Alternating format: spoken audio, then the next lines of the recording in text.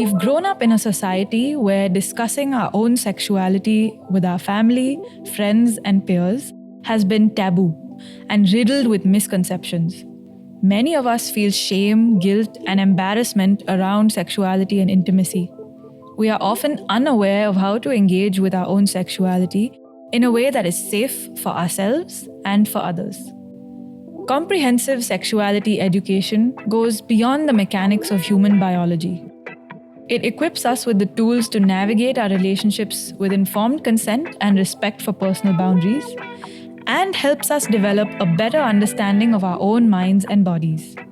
It can radically reduce incidences of sexually transmitted infections and unintended pregnancies, address the endemic issues of gender-based violence, and enhance our self-expression and sexual well-being.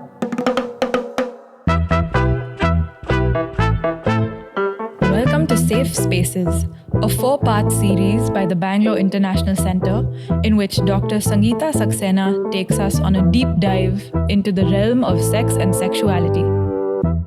Dr. Sangeeta is a gynecologist, author, counselor, and activist. She co-founded Enfold India in 2001 to promote gender equity, sexuality, and personal safety education. In this episode, we unpack gender identity and sexuality in adolescents, the elderly, and people with disability. I am Anisha Tawag, and you're listening to Safe Spaces.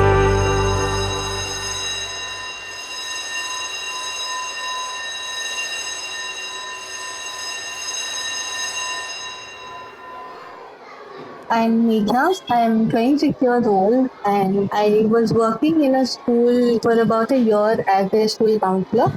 And the school hadn't had a counselor since I think after COVID happened. So there was a lot of need for counseling and students often felt like they didn't have anybody to go to about a lot of like intimate stuff that they could share with their parents or teachers. So there was this student who came in one day and the first session was about how she was feeling quite lonely in school. She didn't have many friends. It was a little vague the first session. She didn't give me a particular reason as to why the friend sort of has of talking to her. So I tried to explore that. But she also seemed a little like resistant and not very open to talking about what exactly happened. So I thought maybe she won't come again. It just seemed like that. But I told her that, you can reach out anytime. There's a doctor in the school as well. So we often work together. I think the doctor often sends me any students who come to her with like anxiety or panic attack. She used to refer them to me. So this girl had gone to her for some other reason, and the doctor noticed that she had self-harm marks on her wrist. So she brings her to me and tells her to talk to me for a while. Then I asked her what happened and what's going on, are these decent, and try to explore that. And then she started talking about what had actually happened. So she identifies as a bisexual person. That is something that I tried to ask if she was okay with, if that's something that is difficult to identify as in a school. So the school also seems to be a little like, students are a little not open to the queer community. These are not conversations that are encouraged by the principal or the teachers in the school itself. This girl, she said that, no, that is not an issue. I'm quite proud of the fact that I'm bisexual. So girl A, the client who has come to me, she mentioned that there's a girl B that she really had very strong feelings for. And this girl B is a part of the group that both of them belong to. So there are 3 other girls as well.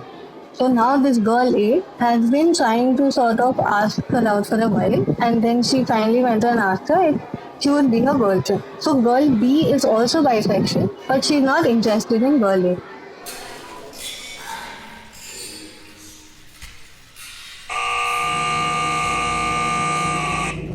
According to girl A says that there was some misunderstanding because I thought she had said yes to that proposal to be her girlfriend. So now girl A starts telling everybody in class that she is my wife or she is my girlfriend, and that sort of becomes a big thing.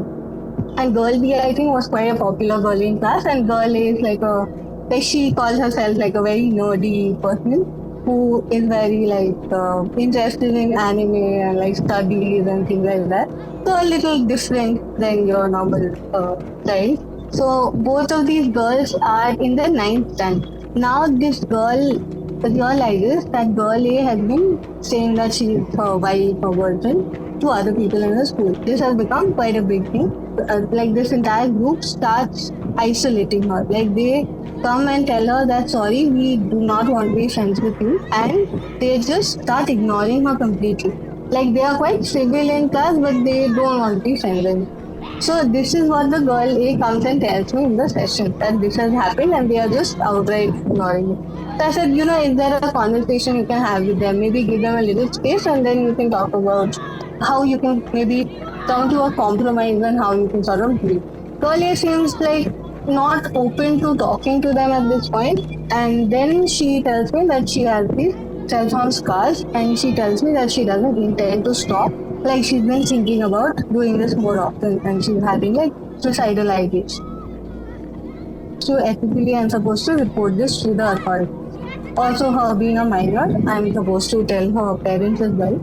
But another issue that came up was she's being pressured a lot by the parents to study.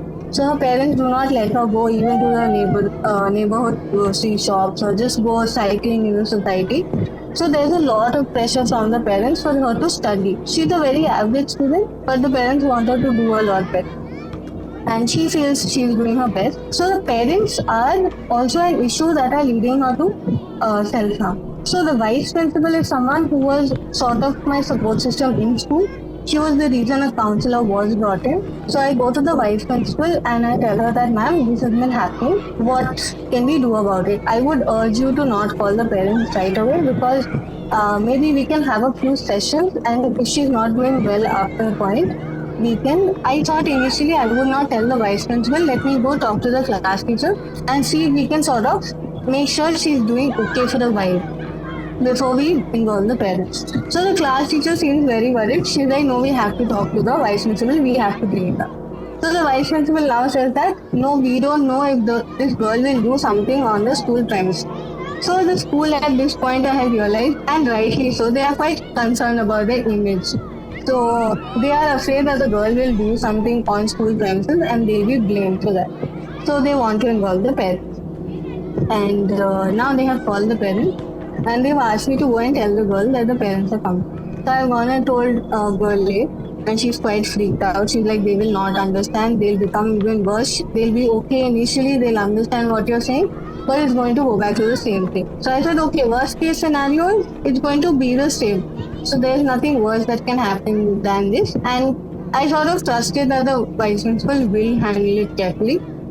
So the parents came, both the mother and the father, and they seem to be completely unaware that any of this is happening. So they also don't know that she is bisexual. And that is something that I did not want to tell the vice principal or the class teacher or anybody else. So the parents have come, and then the vice principal tells them that this has been happening.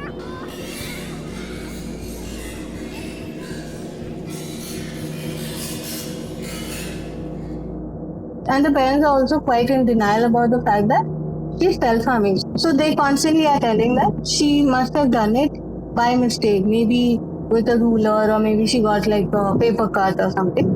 But these are not paper cuts. There are like 4 or 5 different marks. The vice principal, meanwhile, has spoken to them and told them that we'll be sending her to counseling regularly and you don't pressure her, let her socialize, let her do things that she likes. So they've come to an agreement about how they will do well at home also with her, make a different schedule for her.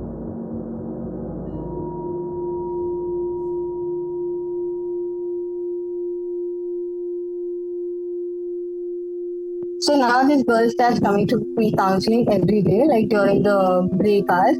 And eventually, I think as she starts talking about it more, I think she mostly needed a space to sort of express her frustrations and what she's feeling. So she started doing well after a couple of weeks. So this happened around last year, so 2023, I think around September, October, that time. I started seeing her quite often, like almost every second day during the day. and she started feeling better after a while. After that, what she wanted to do was make a club for people who are going through any emotional issues and also loneliness. So that was something that she was going through quite often. So she often felt lonely even when she was in a group. So she wanted to make a club for people who might be lonely or needed friends who didn't have friends in their own class. So then we sort of started coming up with different activities that we could do in the counseling room itself. So like a group would get together and they some sort of activity, some exercise they would do. Or we also came up with different plans about how maybe on the field we could color a bench like in a different color, and that could be like a space where if somebody's sitting on it, you can feel free to go and have a conversation with them. So that's basically like a place that you can sort of make new friends. She seemed to be doing quite well. She brought a couple of friends with her to the session, and they were talking about how they would make plans during the summer, how they'd have sleepovers. So yeah, I think that was the last time I spoke to her, and she seemed to be doing a little bit.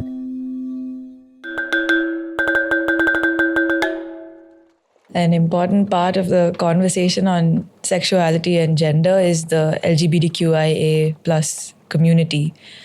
And just from this collection of letters, we know that this is a very diverse community with each identification: lesbian, gay, bisexual, transgender, queer, intersex, asexual, and more, having its own set of experiences and aspirations and desires. But despite this diversity in this community, it's often excluded.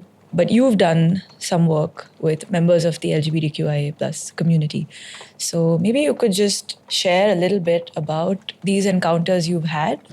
Yeah, our work is not so much with the community, but with the community that excludes them. So our curriculum, right from grade 1 students' curriculum onwards, is inclusive, non-binary. So for instance, for a grade 1, when we talk about their bodies, we say that there are many sexes. It's something that is written on the birth certificate. It's what the doctors look at the baby, where the baby passes urine from, and then usually it's written as female or male. Here for grade 1, we don't use the word intersex variations.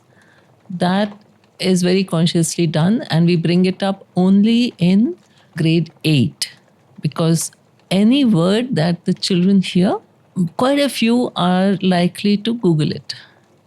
And then the images that they may get may not make much of a sense to them. They wouldn't know whom to ask and get contextual answers, age-appropriate, authentic answers.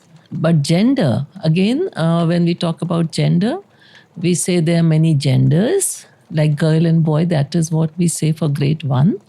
For grade 5 onwards, we use the word transgender. So the word transgender is introduced for grade 5 and intersex from grade 8 onwards. Any question that a child may ask, for instance, I had a grade 5 student ask me about, so there is female and male, what if somebody has half and half? Now that's the common understanding of intersex, that it is half and half. Well, it's not. Right? Rarely it can be so, but usually it's any development of the genitals of the sexual and reproductive system that doesn't clearly fall into these binary categories of female and male. That is classified as intersex variations. But I didn't want to give him that word, right? So I said, I try to answer in different ways, but finally I said it's a variation of development. He was satisfied with that and he went away. So the answer that was given to him was authentic. It was age appropriate. That is what we need to do for any of these, right? So we have had people share. We do work with people from the community. A trans person was sharing that their 3-year-old niece was asking them, are you a girl or a boy?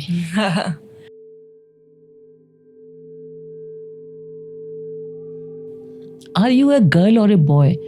So the person said, well, my body is like that of a male or boy, but in my head and in my heart, I feel like a girl.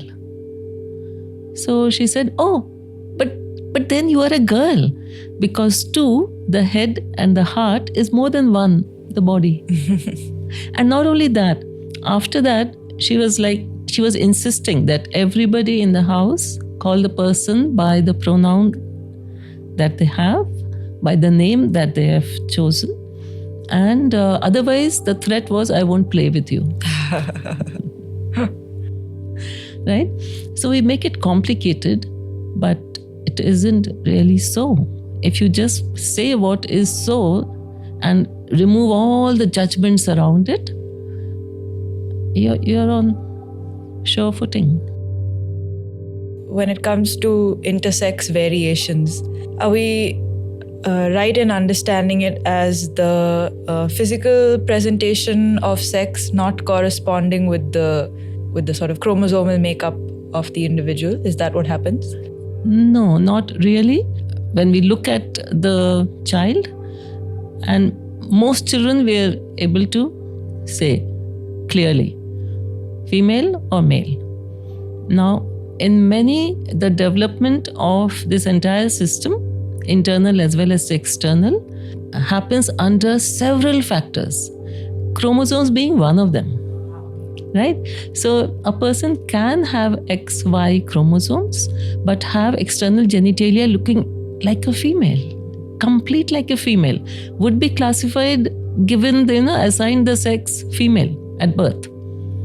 As they grow older, they'll grow very tall, will develop breasts also, but no hair. No hair and the genitals and the hair that generally bodies with XY chromosomes would develop.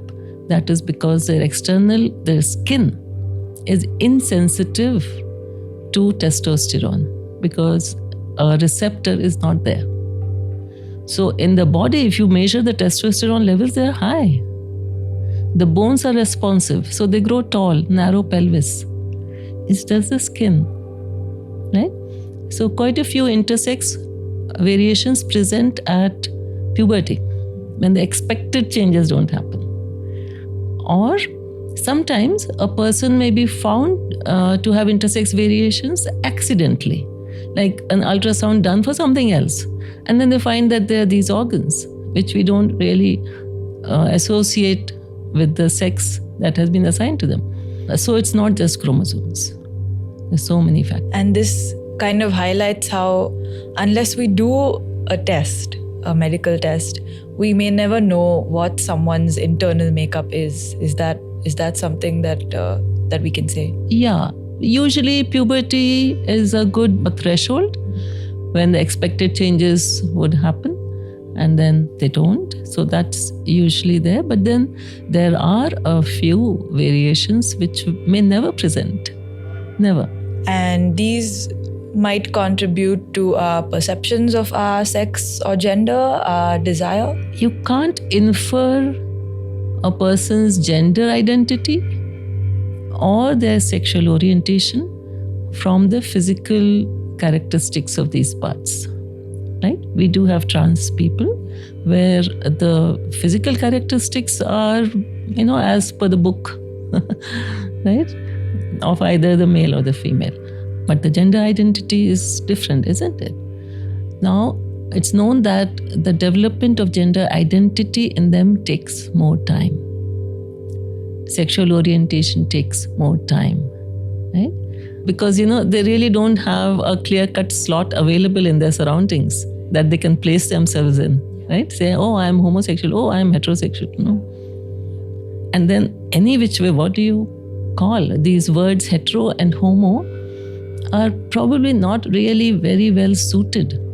And we run into that issue even, say, with a trans person. So a trans person, say, born a male, feels that they're a woman inside, but has always been attracted to women, does gender-affirming surgeries and is with a female.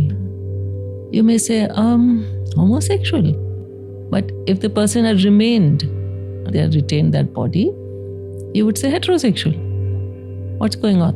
So there are some researchers who prefer the word gynophilic, androphilic, and like that.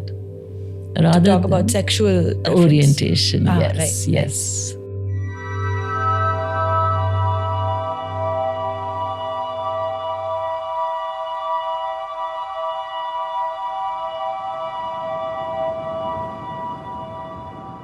It kind of clues us into why this conversation needs to begin early on with children. And you mentioned a child asking someone from their own family if they were a boy or a girl.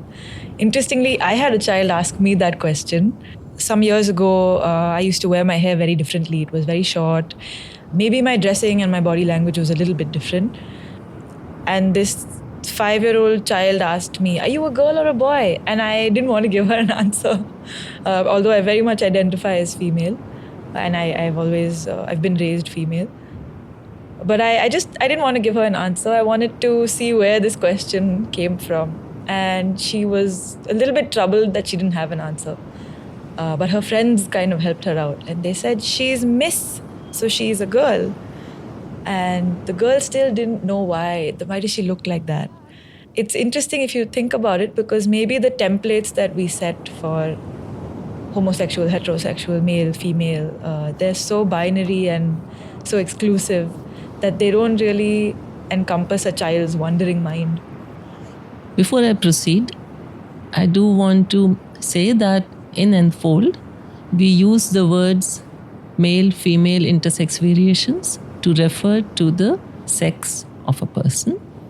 And we use all other words, boy, girl, man, woman, trans, all of that to refer to the gender identity of a person.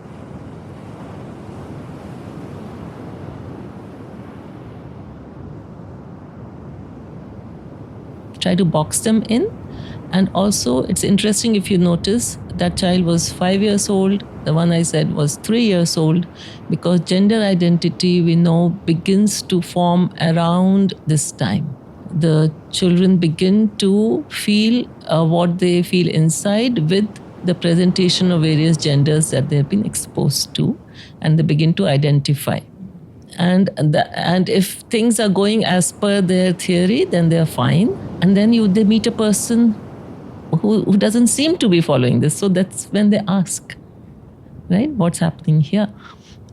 So we can say that human beings feel differently inside. Some very, very clearly feel that they are woman inside, a girl inside, and they're happy to dress like the way girls usually dress today in this culture. Some the other way, and some may not be very clear, or some may be quite clear, but they don't want to follow the social norms or the rules that may have been set. It's absolutely fine to dress and wear and express yourself the way you want to, and it's good. We spoke about expression in relation to how people dress and how they present in public, but this reminds us that it begins at the level of the body, how one stands and sits and looks around them and gestures, and all of these are learned behaviors, just the way we interact with other people and the way we occupy space. But there is a part of it that's maybe innate, that comes from someone's personality. So how do we make a space safe enough for people to both learn from the outside and express what is inside? I would say that certain body movements would be innate, in the sense that the thrusting of the pelvis by the male during sexual activity. And here I'm not just thinking of humans, thinking of all various animals too. And the arching of the back of the pelvis towards the male by the female, those would be inherent. They would come naturally. Nobody would have to teach a person to do that. And that's what a couple was doing. They were having sex in between the thighs. right? They didn't know that it has to go inside, but everything else they knew. That is where some gender aspect may be in our biology, and a lot, of course, is learned. So we can have similar guidelines for all sexes, all genders. It really gets my goat when I see some men. They would be sitting on a sofa with their legs really, thighs really widely spread. Man spreading. It looks so indecent to me, right? So because if you have been saying we don't draw attention of people to these parts except when we want to, then why are you sitting like that in somebody's drawing room when you're having a conversation about something else altogether? Yeah, putting your legs together need not be taught just to the females. And there's also presentation and movement outside of sexual acts themselves. Very pedestrian things like gait, like sitting, as you were just saying. And these seem so mundane and so innocuous, but there are so many stories of trans individuals being shamed, even attacked, just for the way that they carry their bodies, the way they wear their hair. Somehow there's a strong identification of these physical characteristics and choices with what's considered appropriate behavior.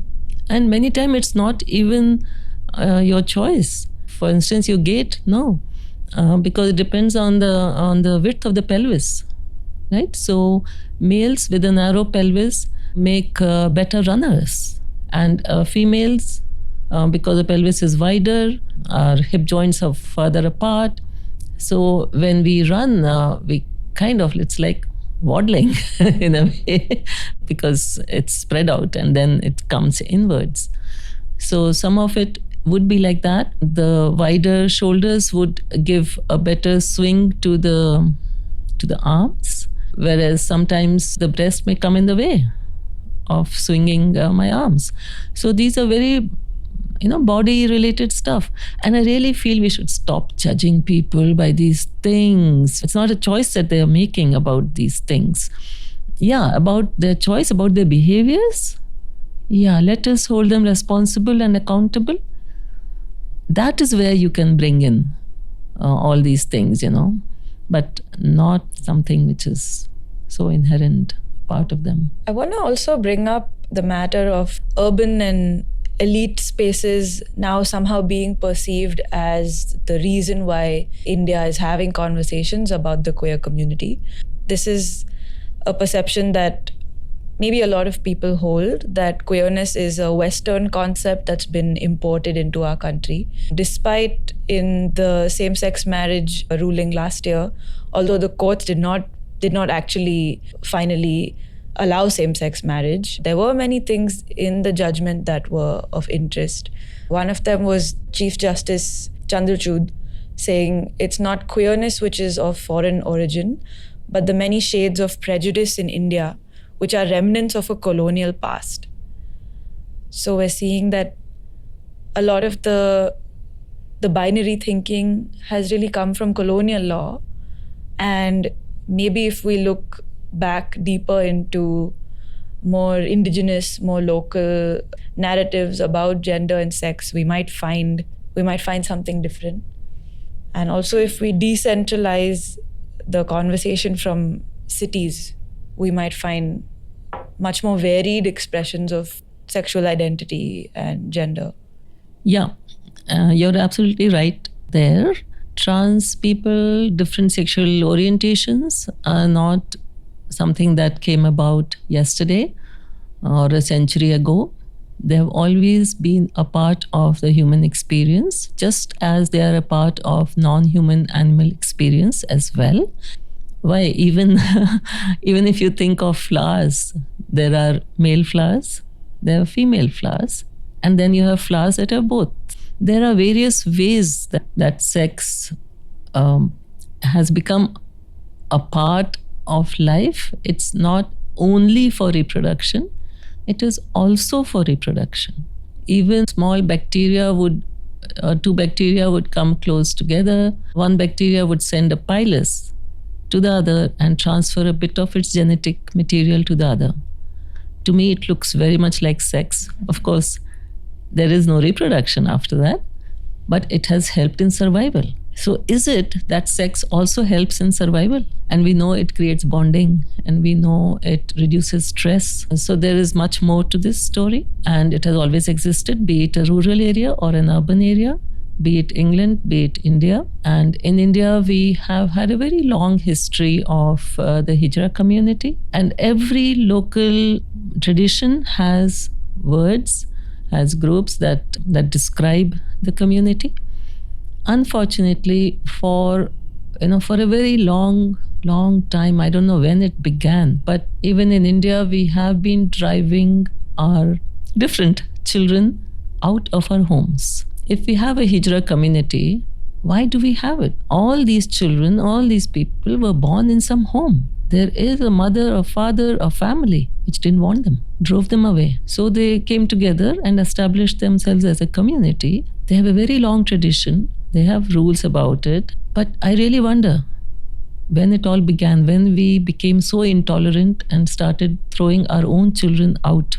Our temple architectures show us various kinds of sexual activities among various sexes. So it's certainly, I do agree that it's from a colonial past and probably from a very distant past. This discrimination has been coming in. Now the act about the protection of the rights of trans persons is, though it has, it could have been better, I believe, but it is a step towards the realization of the rights. The intersex variations, people need a different kind of protection because that child is really not looking at any gender affirming surgery at birth. The child doesn't even know. But right now the intersex variations are clubbed as trans. We do need to bring this into the mainstream and have our children grow up with us irrespective of their sex and gender, and our schools being inclusive. So this mother who wanted to adopt a child, and she went to the adoption agency, liked the child very much, and they said, no, not that child, leave that child. So she said, but why? Isn't the child, legally I can adopt the child here? Yeah, you can, but you may not want to because the child is intersex. And so the mom said, what? Doesn't this child deserve love, care? She adopted the child in Bangalore. And then as the child grew, she wanted to place the child in a school, and she was looking for a school where the child could be admitted. Because here, the issue is that the child may be dressed in a skirt and blouse, and then she may go into a girl's toilet, and that's fine because there is privacy in a girl's toilet. But what if the child is wearing a pant and shirt, goes into a boy's toilet? Every time, even to pass urine, there is no privacy, right? And also another question that the parents generally have to face is people asking, is it a girl or a boy, right? Is your baby? So we thought of these answers, and one could be, well, when the child grows up, the child will tell us whether it's a girl or a boy. For now, we are bringing up the child as a girl or as a boy, but the child will grow up. So isn't your child male, female? What the child is? No, the child has intersex variations. And that's it. So looking beyond the body, and first of all, recognizing each one of us as humans, deserving of equal respect and dignity and safety. If we can create that basic level of acceptance, right? That will be good. So given that these changes sometimes manifest at puberty, and children might start to experience something that is not expected of the gender they were assigned at birth, how do we enable conversations around the intersex experience or even around the trans experience at adolescence? the gender experience, if it is not cisgender, would become apparent from, say, 3.5, 4, 5 years of age. So the child will begin to say things like, I'm a boy inside, or I'm a girl inside. We did have a child in our family who was like, at 4 years of age, the child went to the mother and said, I've been combing my hair like this and I've been wearing a pant and shirts. And the child didn't have very many frocks. When will I become a boy? So that was one conversation. The mother explained that the body has certain chromosomes, and then because of those chromosomes, your body is like this. A trans child would be insistent, consistent, and persistent in their assertion that they are they feel a different gender inside. It's not the same as, sometimes a boy child may wear the mother's lipstick or her shoes or tie a ponytail. It's not the same thing. Here, what is differentiating is the insistence, the consistency, and the persistence. And as a child grows, and once the pubertal changes start, that is when dysmorphia can set in. I don't want these changes. What is this? Till now, I somehow managed with clothing. But ye kya ho raha hai? I don't want this. The insistence may increase now. So if there is no acceptance, if there is more fear of what people will say, rather than this is my child, I stand for my child. If I'm cisgender, it's not because I chose it. I was made like that by nature. My child is made like this by nature. We are both deserving of space here on this earth, and there is enough. So that's where it begins.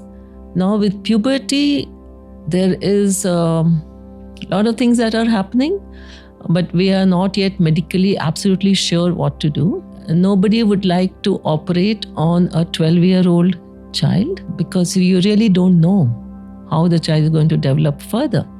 What may happen? I don't want to surgically remove something that I can't put back then. So surgeons would want to delay any any gender affirming surgeries, but until they're an adult, or maybe 16 at least. But the changes would have been completed at least in the females, right?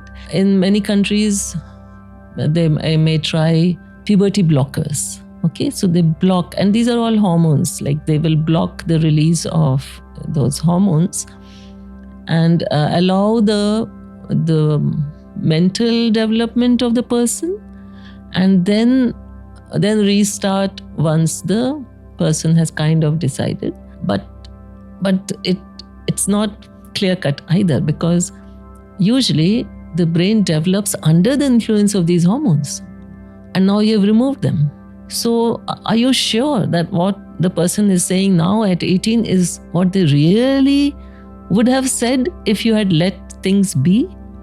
Now, a lot of the physical things, yes, we can take care of, like mastectomy, remove the breasts, making an artificial vagina, but we are not very good at making an artificial functioning penis. It is still a clumsy mechanical device, devoid of sensations. So would it be much better to keep the clitoris and maybe use sex toys to fulfill that male penetrative role? I really wonder. It may appear now that, there is a lot of noise around all this. There's so much voice. There's so many, placards and marches and petitions. It's thanks the ability to connect, thanks to the internet, which has made it possible for people with similar thoughts to come together, ask for their rights. Till now they were segregated, sent off separate. It's difficult. But now it's much easier to have a movement, right? And that's what we are seeing. And it's a good thing. And that movement needs the support of all stakeholders, the families, the teachers, the medical community. See, why is it a movement? Because it's not in everyday homes, every place. It's not there, right? That's why you have a movement. Why did we have a freedom movement? didn't have freedom, and it needs everyone. So it's our duty to inform ourselves, to educate ourselves, refer to authentic sources, well-researched sources. The other thing that may happen, which usually happens around puberty, is a sexual orientation. And that is when the person becomes aware that, hello, what is this new feeling? Whenever I see that person, my heart like wants to jump out of my chest and run to that. And if that is not what they have been brought up to see and told right from the storybooks, the little, very early books, which had a mother and a father of very different sexes and everything, and all the songs and the dance and everything is so binary. And this is what you're expected to be, hetero, and you're not. Or you just don't feel anything. You don't feel those kind of feelings, and you're like, what's going wrong? What's happening here? Everyone in my class seems to have a girlfriend or a boyfriend. I'm just happy being a friend. Or maybe I just want romance, nothing else. Or maybe just companionship, little more than friendship. And then to feel that you are abnormal, that is the problem. No, this is as normal, as natural as things can be. And it is absolutely not fair, and in no case can bullying, teasing, taunting ever be called fair. But here there is so much taunting that goes on. So much taunting. Children would shun you, or during games, they will throw the football at you, or in the classroom where you were sitting till yesterday with your friend, today all of them are sitting one chair away because the word has spread that you are different. Why should I lose my child because somebody else's child, some other child in the school is unhappy with the way they are developing? I just don't get this amount of teasing and taunting that goes on in our schools. Of course, in our homes as well. It kind of speaks to this societal question of the family structure, because one of the most common arguments against diversity in sexual orientation and gender is that it'll somehow break the structure of the family. And this is something I find puzzling, but I want to hear what you have to say about it. Yeah, it is puzzling. Families, to begin with, were never the nuclear families.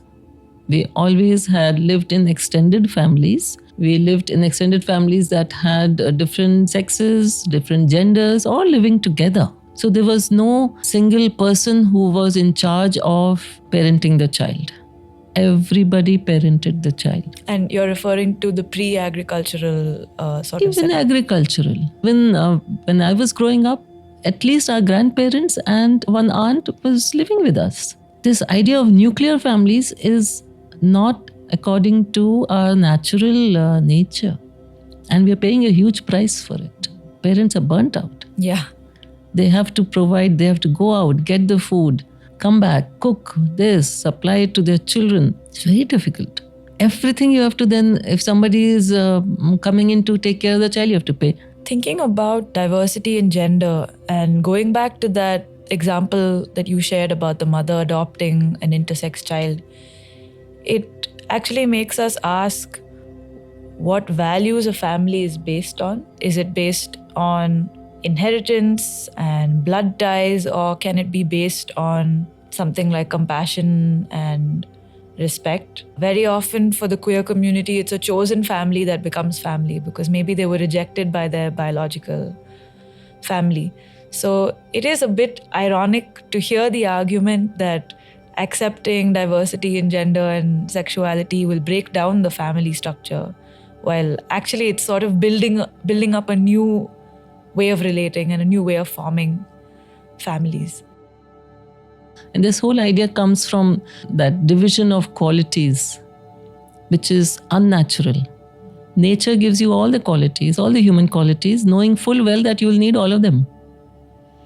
But we bring our children up, oh, you're a girl, you should be caring, gentle, sacrificing. You're a boy, you should be demanding, bold, assertive.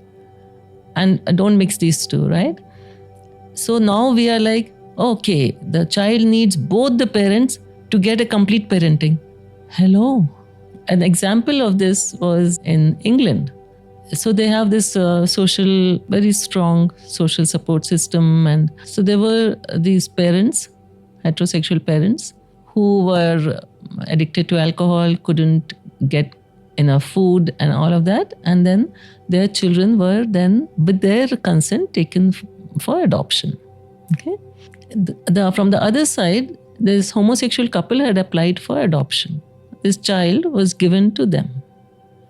When the biological parents found out that my child has gone to a homosexual parent, they wanted the child back. The thing went to court.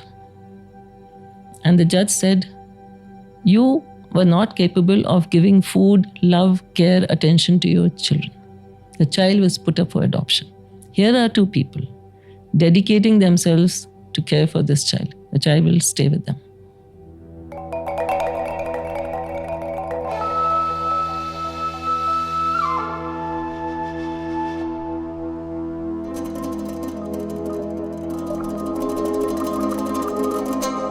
I'm Mrs. Gupta. I've been a special educator for over 15 years and have been out of the profession the last 2 to 3 years. And in my years of teaching in a co-educational classroom situation, children with special needs, I had an instance of a boy high on the spectrum, 15 years old. So this happened about 10 years ago. I found him frequently getting aroused in the classroom and quite unaware of what was happening, and could also sense the obvious and general discomfort of the other students in the class. So I tried by asking him whether he would like to go to the toilet. He went when I asked him to go sometimes.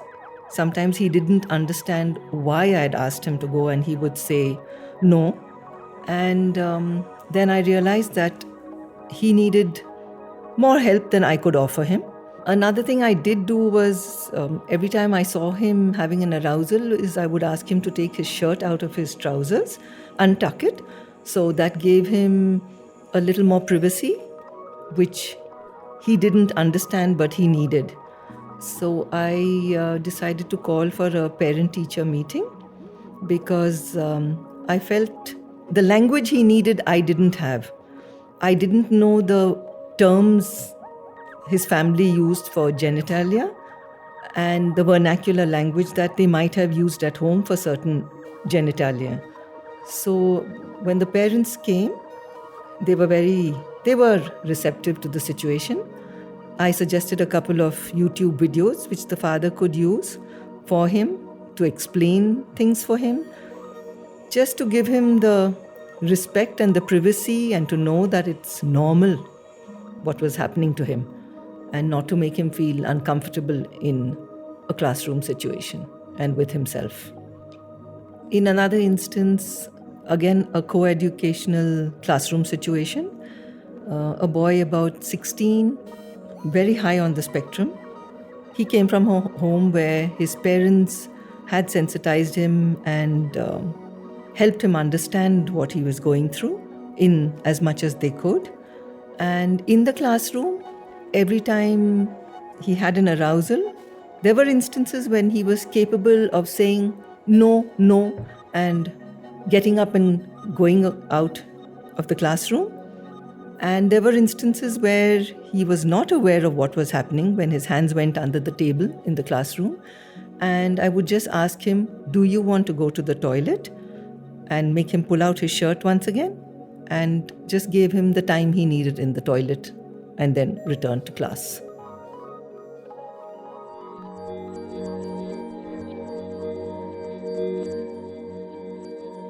So we come back to our basic needs, which are not really the need for a male and a female parent, but a more sort of inclusive, holistic kind of parenting, which gives the child the freedom to grow into whoever they want to be.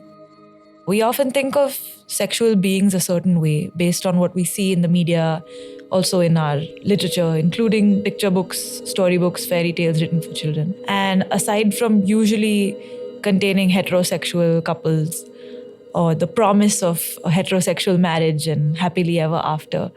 They also always have the able-bodied, and often anyone in a story that is disabled in any way, is living with a disability, is a kind of anomaly or even someone to look at with suspicion. I'm thinking of The Hunchback of Notre Dame, which is a very old story, and it's quite tragic because this person can't live a normal life because of the way he looks physically, the way his intellect has not developed to match those of the people around him. But this is a reality, right? It is part of the society that we live in. We just don't have conversations about sexuality and disability. Recently, Rising Flame, and that's an organization that works with disabilities, they have worked on this book, which has been brought out, called And We Lived ... Ever After. So it's common English language fairy tales retold with the disability, child with disability or a character with disabilities, beginning with the ugly duckling. You must buy that book and read it. Having said that, yes, disabilities and sexuality is quite an intersection. Both are very poorly understood. Both we try to avoid and, kind of silence and pretend it's not there, rather than accept. And also accept that disability can happen to anyone at any time. Yes, some of us may have it from childhood, maybe from birth, but anyone. And also it's how the environment is structured, which makes me abled or disabled. A huge building, tall building with no electricity and 40 flights of stairs. So sexuality, again, because of the word being enmeshed with sex, people feel that if a person has a loss of sensations in the genitals or can't approach the genitals because of some mechanical, physical issues, then they can't experience or satisfy their sexual needs. Besides the genitals, there are several non-genital areas of the body, which if we explored, we would find that they also carry some sexual arousal impulses, and people can experience an orgasm through these non-genital areas. You don't have to touch the genitals. In fact, you don't have to touch. A person can just imagine visually. And just by those visions, a person can achieve orgasm. So you don't have to touch. And then, of course, people have made and people do improvise and they use various props and ways to reach various parts of their bodies. We have had reports where parents have recognized this need of their children. Now, especially if the child has intellectual disabilities, their bodies are developing as chronologically, right? So their needs become very apparent. And we have had some very understanding parents who are supporting their child to masturbate. Now, if the child can't, then they are either doing it themselves or, getting some support so that the child can experience an orgasm. And all of this can be done in a very respectful manner. There is a word called the intention. With what intention are you touching the child? In child sexual abuse, that's the crux. Are you using the child for your sexual pleasure? Or are you supporting the child to satisfy their sexual needs? Maybe you are touching their genitals, but that touch is different from mutual masturbation, right? Or a child sexual abuse kind of thing. So it's what are you thinking when you're doing that for your child or for that person? In some countries, they would have people who would come in and do this. Like you have people come and give you physiotherapy, right? So it can be done in a very respectful, professional manner. And maintaining the dignity of all involved. The question of consent, I think, becomes a bit complicated when it comes to cognitive disability. So how do we negotiate that? Consent, if you watch the body language, it doesn't have to be verbal. In fact, my little baby granddaughter, even at 6 months, you approach the child, then you look at the eyes. What is she doing? What is she saying? Is she smiling back at you? When you extend your arms, is she extending her arms?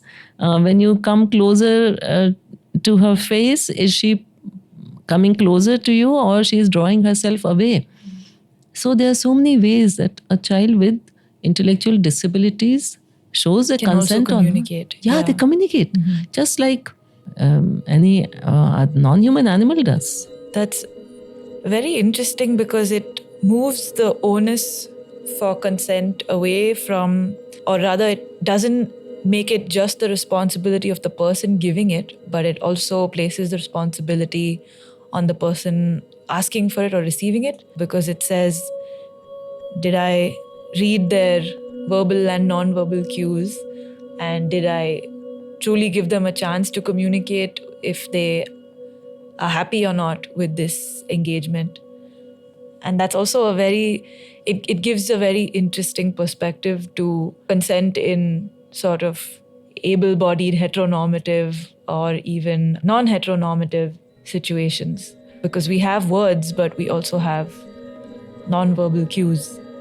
And we have this idea in our heads that if I'm requesting you nicely, requesting you several times, then you should just Say yes. do it. Yeah. Yeah. And I keep telling people, hello, it's a request. Other person can refuse it. Doesn't even have to give any reason. So it's all fine when the other person is ready. But if the other person says, no, not now, later, maybe never, maybe whatever, how do you take it? So dissociated from it's a rejection of me as a person. No, at that moment, in that situation, in that context, the person doesn't want to maybe have sex with you or whatever you were asking. So you can respect that and thank the person for being open and communicate how they feel. And it's fine. Yeah, I really wanted it, but It's okay. it's okay. Yeah. When it comes to disability and sexuality, another question that comes to mind is just, I think, for the people around to sort of perceive this person as a sexual being, which perhaps we just don't as a society, as a culture. Yeah, we are we take the easy route. So if I find it difficult to talk about sexuality, I will just say my children with disabilities are not sexual, especially if they have intellectual disabilities, they're definitely not sexual. But at the same time, many members of our society would sexually abuse them. A question that comes up when we think about disability and sexuality, also the sort of autonomy and self-determination of an individual with disability, is the right to marry, the right to be a parent. And yeah, we've seen sort of examples of these in the movies, but practically, one, is it something that we are aware of and we accommodate within our thinking of marriage and parenting?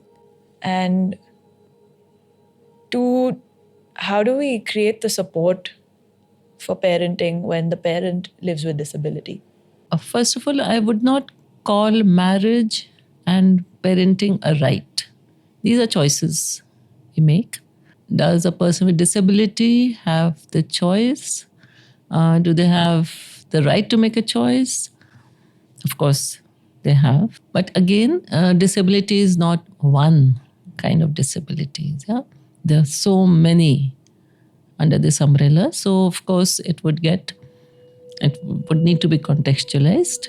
Sometimes what we as gynecologists used to see is young girls with intellectual disabilities, hysterectomy is being done for them because then it becomes easier to manage their periods. Sexual abuse is very common, but now there won't be this added thing of pregnancy. So this is clearly a violation of their rights. And there are various menstrual management products, right, which can be used. Of course, it is cumbersome.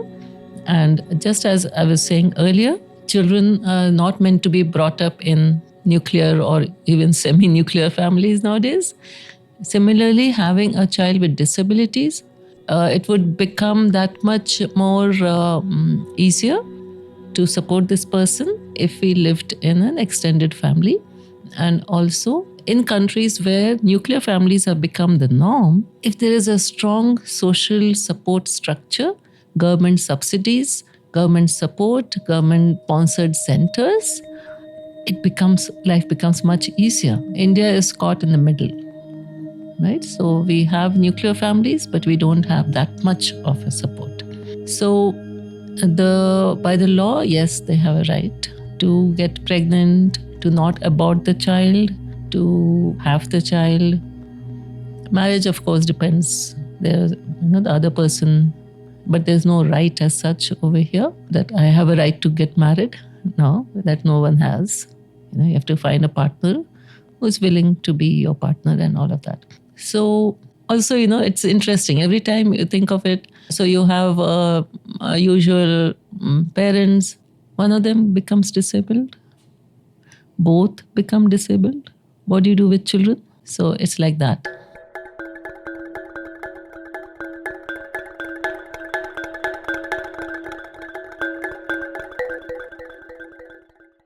If you think about it, when we age, in a way, we are all moving towards disability, because I've heard this from an elderly gentleman I know who said, walking on the streets is a young person's privilege, because I can't even navigate a pavement when half the blocks are missing, there's an open drain, the roads aren't level, and it's so painful just to make those movements in my knees to accommodate for that up and down, undulating surface underneath. And that's something that we don't necessarily understand until we have the experience of it. But also we won't all have the experience. We just need to perhaps anticipate that these experiences exist. And like you said earlier, disability is also determined by the environment we're in. It's interesting because we consider elderly people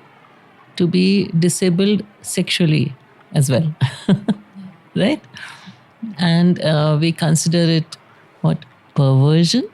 If my 70-year-old aunt wants to live with a man now or wants to get married, we have had so many grown-up children resisting it, telling their parents, don't bring shame on the family. It's a reversal of Yeah. If you do this, you won't get your share of the property. So many things. Okay, so, but just like children are sexual, so are elderly people. The nerves don't die away, the nerves remain. Of course, like any other, like muscles, if you're not been using them, they do become atrophic. So the genitals, of course, will atrophy even by themselves. But the clitoris, if it is not used, it may shrink too much and then become difficult to access. But it does not stop responding to touch and stimulation. And for the male, we often hear of that, 70, 80-year-old male has fathered a child and like that. What does happen in females is, of course, menopause. In males, it's not as drastic or as sudden. The levels of the hormones do reduce in size, in amount, and then the amount of semen production, the amount of sperms in it, all of that keeps reducing, but it persists into old age. The desire for sex may also reduce. So compared to a 26-year-old man or woman, a 86-year-old man or woman would have a far lowered sexual desire. But that is not to say that they are missing something. It's like, if you don't feel hungry, how do you miss food? You don't. So it's like that. So elderly sexuality needs to be accepted, respected, and made space for. We may begin to use other senses much more, especially touch. So, and that doesn't go away, right? So that ability to touch and feel the touch, and that hug and that companionship. So the colors of sexuality may change, but still remains colorful. That's a great way to put it, because it comes back to what we've been talking about of sexuality as a part of human experience. It exists on the plane of human experience, and we keep separating it out of other experiences, and there's silence and there's taboo around it and there's shame around it. But if we look at it from the perspective of the lifespan of a human being, like you said, it takes on different shades at different stages in life, and there are age-appropriate ways of learning about it, and then there are experiences that change according to our life experiences. I also just want to spend a little time on menopause and what happens to sexuality after menopause, because I think there are a lot of ideas of women as sort of spent or past their prime, or just sort of sexually non grata. Like they don't really exist sexually anymore after menopause. Correct. But that can't be true. Yeah, it's not true.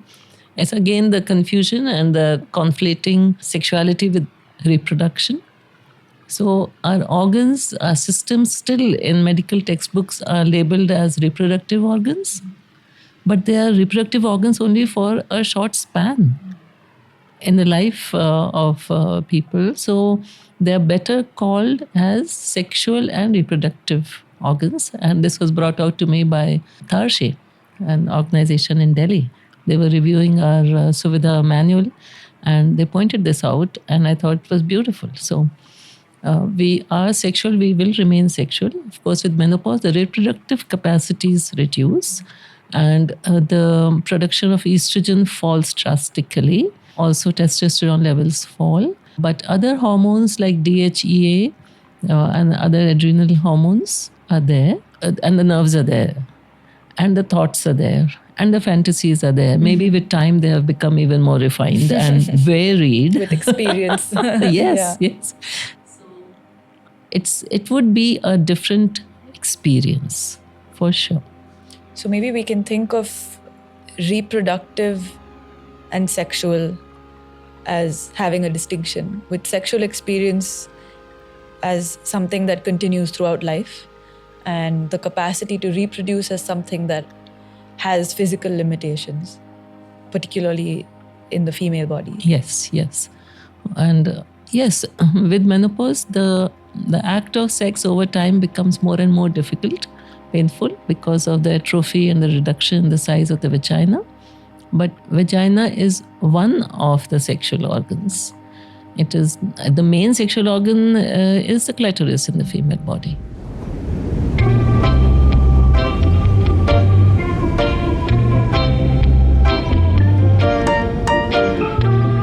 This series was made possible with the generosity and knowledge of Dr. Sangeeta Saxena and the contributions of Abha Khetarpal, Dipankar Pant, Diya Naidu, Meghna Roy, Mitch Gupta, Nitya Devaya, and Saurabh Levin. We thank Vikram Bhatt and the team at the Bangalore International Centre for their support. Safe Spaces was produced by Gaurav Krishna and Ishan Gupta. I am Anisha Tawag.